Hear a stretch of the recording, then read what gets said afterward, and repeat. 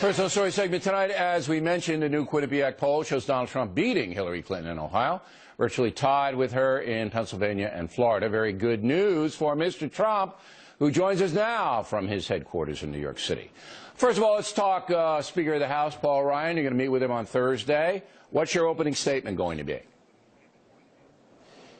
Well, I think the opening statement is, number one, I have a lot of respect for Paul, and I think we're going to have a very good meeting, I hope. And I think the big thing is, in the history of the Republican Party, nobody has ever gotten more votes than I've gotten in the primaries. I mean, I'm, millions and millions of votes additional, and I guess by the time we finish, it's going to be many millions of votes ahead of anybody else, any other Republican in the primaries. That's a big thing. Plus, a lot more people came out to vote this year in the primaries than they did 4 years ago or at any other time. So I think that's a great sign, and, we're doing very well in the polls. Okay, but he knows all that, so you're not going to go in and tell him stuff he knows. What are you going to tell him about unifying the party? No, I might repeat it nevertheless, because it's an important thing, and I would like to see unity in the party. I believe we'll have great unity in the party. Many people have come out and endorsed and been really strong. Rick Perry came out today, and many others, and they really gave their support in a very strong fashion. Okay, but not Ryan. Ryan's holding back. He's a very good man. He wants what's good for the party, and I think we're going to have very positive results. And I'd love, frankly, for him to stay and be chairman. So you think, and I know you have to say this, that he's going to fall into line, endorse you, he'll be at the convention, and everything will be fine. That's the likely scenario. Fall into line. No, I don't think fall into line is the right words, though. I think he loves this party, he loves this country, and he wants to see something good happen, and I think we're going to do better if we're unified. All right, but you need him, probably feel that way. You need him because you have to raise $1 billion. Right now my stats say that you've lent your campaign, let me get this right, $36 million of your own money. You've spent $11 million of your own money. That's chump change. Well, no, you need $1 billion. Actually, no, I know. Well, in one way, you have to be proud of me because other people spent $200 million and they're sitting home watching television. So, there's something good about that. No, I think I'm in for $45 million, Bill. And when you say lent, I loan the money from myself. In other words, myself loans the money because that's the way the lawyers say to do it. But you're going to get paid back. But I've really... No, I don't expect to be paid back. But you will be, sure. That's the loan. When the funds come in to help your presidential race, that money will flow back to you. I mean, you don't have to take it, but I don't have to. You're entitled to it. I don't have to take it. No, but I think the number is $45 million, and I think that's far less than anybody else. You're going to have that party raise money for you. You're going to have to. I'm raising money, but I'm raising money really for the party. I'm going to also continue to spend my own money on myself, but I'm raising money for the party, and I think we'll raise a lot. I have no idea what the number is going to be. Maybe it's going to be $1 billion. We'll raise whatever we need. Yeah, you need $1 billion. You say, the Associated Press is reporting, Trump has narrowed potential VPs to 5, all experienced politicians, not ruling out Chris Christie. Is that an accurate report? Well, I like Chris a lot. I'm not going to say ruling in or out. I would say that I have in mind 5 different people. I think they're excellent. I'll announce whoever it will be at the convention. Can you give me one? I'd love to give you all 5, but I can't, Bill. I don't want to do that, Bill. You're in charge. It's not even fair to you. Of course it's fair to me. It's fair to my viewers. It's fair to me. You're in charge. You can do it. You just don't want to do it.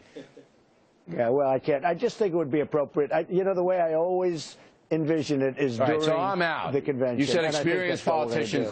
I'm out. Well, you'd be good. I'm gone. If you would take it, I'd offer it to you immediately. No, I don't take orders really well. I know. That's the problem. That's the problem. All right, let me get to Elizabeth Warren. She doesn't like you. But out of nowhere on Friday, she's calling you names and stuff like that. What do you think that's about?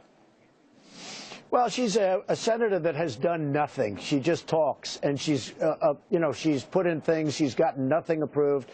She was not highly respected. Frankly, as you know, the previous senator, who is a big supporter of mine, Scott Brown, is somebody that gave me a lot of information about her, and friends up there. She has had a big failed record as a senator, and all of a sudden, about a week ago, she started tweeting violently about me. Just every tweet was like about Trump, Trump, Trump. And I finally hit her back, and I think I hit her back very hard. But why is she doing that? No choice but why do you think she's taking the time to tweet bad things about you?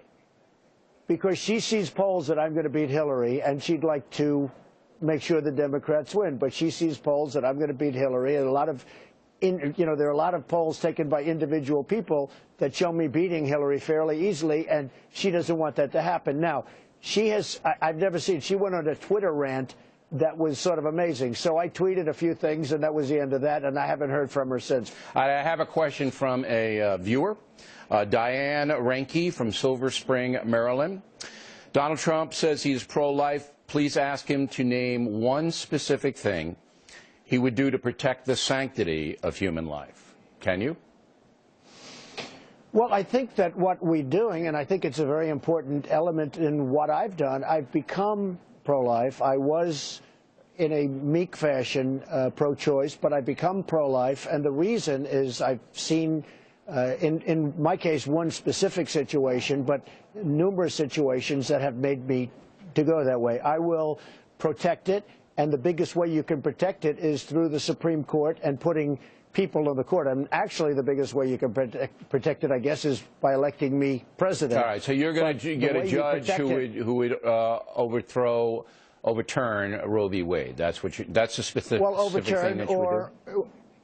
Overturn. Look, I'm going to put conservative judges on. I think one of the biggest things happening in terms of this election are, it could be as many as 5 judges will be appointed over the next 4.5 years. So we're talking about 5 judges.